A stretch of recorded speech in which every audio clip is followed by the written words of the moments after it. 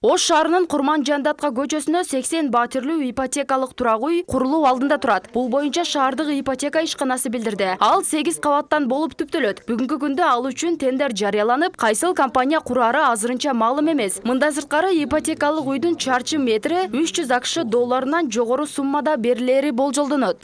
Тендер комиссия азыр бүгүн жалпы 8 компаниянын ишин карап жатат. 8 компаниянын иши боюнча эгер сунуш кылган баалар боюнча айтсак, анда болжолдуу 1 метр квадраты 310 доллардан эң арзан берген компаниянын баасы. Ал эми эң кымбат берген компаниянын баасы 440 долларга чейинки мындай болжолдуу баа сунуш кылынган. Бирок кайсы компания жеңүүчү болору жөнүндө маалыматты бүгүн биз так айта албайбыз. Ал эми 300 доллардан жогорку бааны турак үйгө муктаждардын баары эле төлөгөнүн мүмкүнчүлүгү жок. Анткени мектептин мугалимдери, бала бакчанын тарбиячыларынын айлык маяналары аз болуп, аны жетиштире алышпайт экен. Мындан улам талдоочу Абдыжапар Акулов ипотекалык үйлөрдүн суммасын жеңилдетүү боюнча жергиликтүү бийликке сунуш бергенин билдирди. Бирок бүгүнкү баягы мектептердин, бала бакчалардын кызматкерлеринин көбүрөөк ошол ойлондурган маселе бул дал болсо ошо эмгек акысы. Эгерде колуна алып аткан 7-8 миң айлык алса, 10 миңге жетпеген айлык менен жанагы төлөмгө келгенде айына 12 миң төлөйсүң десе, бул кантип биз аны жабабыз деген маселе туруп атат да.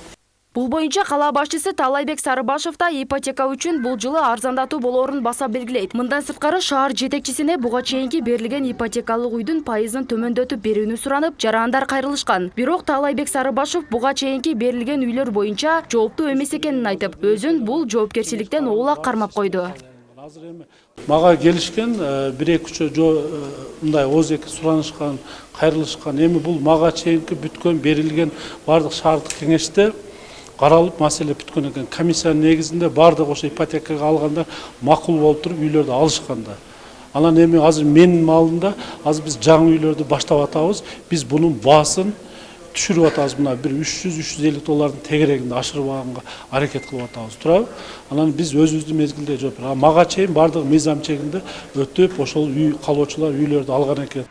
Маалымат үчүн айта кетсек, буга чейинки июнь окуясынан жабыркагандар үчүн берилген турак үйлөрдүн жарымы мамлекеттик кызматкерлерге ипотекага берилип кеткен. Аны айрым талдоочулар ал үйлөр бюджеттен эмес, эл аралык уюмдардын каражаттарына курулганын билдирип, эң төмөн пайыз менен берилүүгө тийиш экенин белгилешкен. Ал эми жаңы курула турган турак жайлар жарандарга 3 талап менен берилмекчи. Ал Ош шаарынын жашоочусу болушу керек. Анын бир туугандарынын кыймылсыз мүлкү болбосу шарт. Ипотека алуучу жарандын үй бүлөсүнүн кирешеси жетиштүү болуусу абзел.